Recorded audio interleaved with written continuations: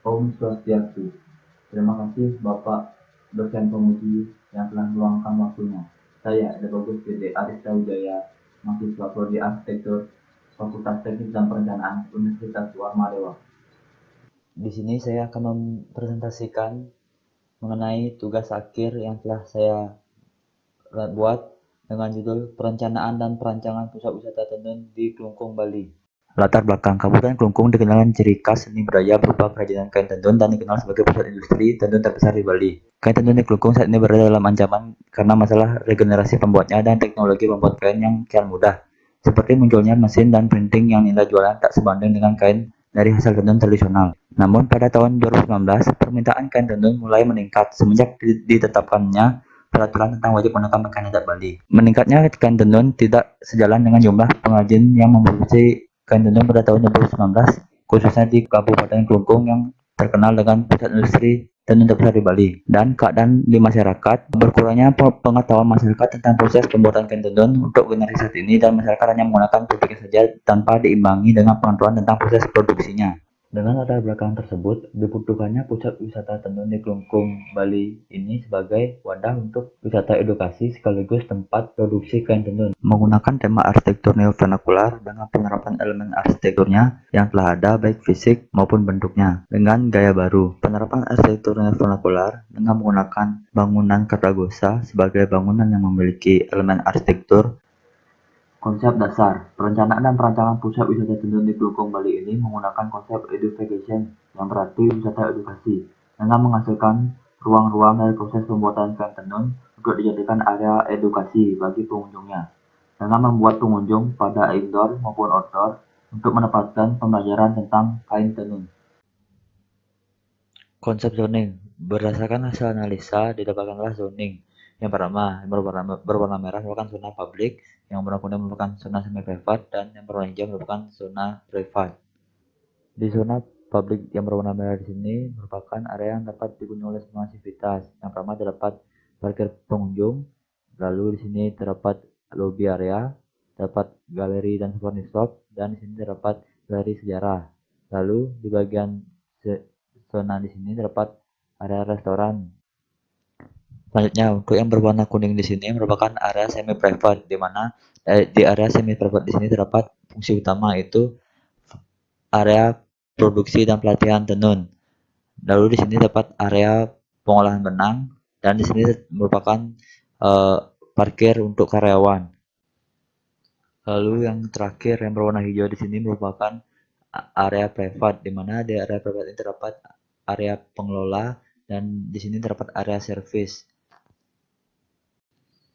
Pola masa.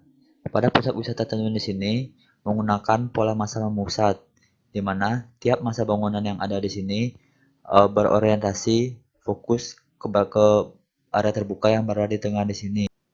Sirkulasi. Pada pusat wisata tenun di sini menggunakan sirkulasi linear dengan dikombinasi sirkulasi menyebar, di mana penggunaan sirkulasi linear di sini membuat pengunjung agar bisa menikmati tahap demi tahap proses pembuatan kain tenun. Contohnya seperti pada gambar di sini merupakan koridor penghubung antara lobi dengan area pengolahan benang. Lalu pengunjung dibawa keluar menuju ruang luar untuk menuju ke area produksi dan pelatihan kain tenun. Seperti gambar di sini, di mana sirkulasi menyebar dibuat pada akhir di sini pengunjung dapat menuju restoran atau menuju ke galeri souvenir shop. Fasad atau tampilan bangunan. Pada pusat wisata tenun Klungkung, Bali ini, pada bagian fasadnya menerapkan tema arsitektur neo-vernakular dengan membuat gaya bangunan bersifat terbuka untuk memaksimalkan dan memanfaatkan keadaan lingkungan setempat, dengan memilih bentuk atap limasan dengan overstack yang cukup lebar, dan mengaplikasikan material-material yang ada pada Balai Kartagosa seperti bata merah. Selain itu, menambahkan unsur air pada fasad, di mana pengaplikasian yang diambil dari contoh balai kambang yang ada pada Balai Kartagosa. Selanjutnya, ruang luar. Pada ruang luar di sini menerapkan konsep education, di mana pada ruang luar yang ada di tengah-tengah bangunan di sini merupakan area berkumpul, dan di mana pada area di sini pengunjung mendapatkan edukasi tentang pohon atau tanaman yang digunakan sebagai bahan pewarnaan alami untuk benang. Ruang dalam. Pada pusat wisata Tenun Klungkung ini, pada ruang dalamnya dibuat terbuka, di mana dinding-dinding di ruang dalam dibuat berongga seperti pasangan bata merah yang berongga, partisi kayu yang memiliki celah untuk memaksimalkan udara atau cahaya masuk ke dalam ruangan, di mana material pada ruang dalam dominan menggunakan kayu, seperti penerapan tema arsitektur neovernakular, khususnya pada Balai Kertagosa, yang dominan menggunakan material kayu pada ruang dalamnya, dengan pencahayaan dan penghawaan yang mendukung pada ruang dalam untuk mendukung kegiatan yang ditampung pada ruang dalam di pusat wisata Tenun Klungkung ini. Selanjutnya, struktur. Pada pusat wisata Tenun Klungkung ini, tiap masanya berantaikan satu, dengan bentuk atapnya limasan. Contohnya, pada area pengolahan benang, menggunakan material atap kayu dengan jenis atap expose. Lalu pada dindingnya, dominan bermaterialkan bata merah. Lalu kolomnya di sini menggunakan ukuran 15 x 15 cm dan 20 x 20 cm. Lalu pada bagian pondasinya menggunakan pondasi menerus bermaterialkan batu kali. Selanjutnya utilitas, di mana yang pertama utilitas plumbing yang berwarna biru di sini merupakan saluran air bersih yang disalurkan pada masa bangunan area pengolahan benang dan lobi, yang disalurkan ke tiap kamar mandi atau WC untuk kegiatan di dalamnya. Yang berwarna hijau di sini merupakan saluran air bekas yang berasal dari kamar mandi pengunjung dan kamar mandi pengelola. Yang merah di sini merupakan saluran air kotor yang nanti akhirnya ditampung di sepiteng yang bersumber dari kamar mandi pengunjung dan pengelola. Selanjutnya, utilitas elektrikal, di mana utilitas elektrikal pada area pengolahan benang dan lobi di sini dijadikan satu untuk kWh meter dan MCB-nya.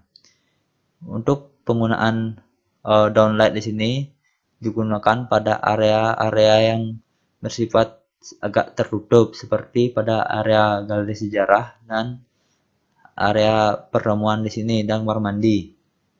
Lalu penggunaan lampu gantung yang ada pada area lobi di sini untuk lampu hiasan, dan lampu spotlight digunakan pada area pengolahan benang di sini yang dipasang di ring baloknya di sini. Selanjutnya, di sini saya akan menjelaskan tentang study market sederhana yang telah saya buat. Yang pertama, di sini saya akan menjelaskan tentang pola massa dan orientasi bangunan yang ada di pusat wisata Tenun Klungkung ini, di mana pada area di tengah ini merupakan area terbuka ya, berupa taman yang digunakan sebagai area berkumpul dan area edukasi bagi pengunjung untuk mengetahui tanaman-tanaman apa saja yang digunakan sebagai bahan pewarnaan alami untuk benang, di mana bangunan yang ini merupakan area pengolahan benang, yang ini merupakan area produksi dan pelatihan tenun, yang ini merupakan area restoran, dan yang ini merupakan area lobi dan galeri, dan yang ini merupakan area pengelola. Dari setiap masa bangunan ini, orientasi setiap masa bangunan fokus mengarah ke arah tengah bangunan, di mana bukaan-bukaan di sini yang terlihat di sini dibuat lebih lebar, atau tepatnya bangunan di sini terbuka untuk memaksimalkan pencahayaan dan penghawaan alami masuk ke dalam ruangan. Ini merupakan entrance pengunjung. Yang sebelah kanan merupakan entrance in dan sebelah kiri merupakan entrance out. Yang itu merupakan area lobby dan terdapat drop off area.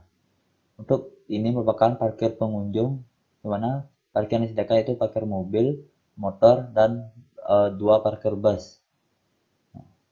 Ini penggunaan pola masa memusat yang berada pada tengah-tengah antara bangunan. Yang sebelah kiri ini merupakan area parkir bagi pengelola. Untuk bangunan yang H dan F itu merupakan bangunan servis dan bangunan pengelola. Yang G itu merupakan area suci. Bentuk atap dari tiap masa bangunan yang ada di sini ialah berbentuk limasan. Sekian presentasi yang bisa saya sampaikan. Apabila ada kesalahan kata, saya mohon maaf. Saya tutup dengan Prama Santi. Om Santi Santi Santi. Om.